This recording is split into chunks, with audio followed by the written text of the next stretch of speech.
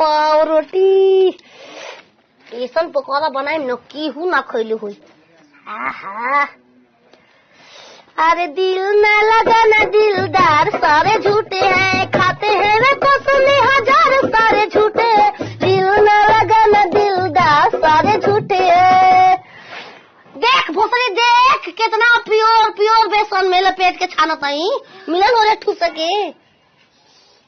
आइयो रमा और खाई हमार यार खाई एक और मुंह में वो दाबी ना गोलू नजरिया तो हो उनमें से ताकत नजरिया तो रू बोतल कटनो सोते तोरे जी दी कने वाली तोरे जी दी यार पटेन तोरे जी दी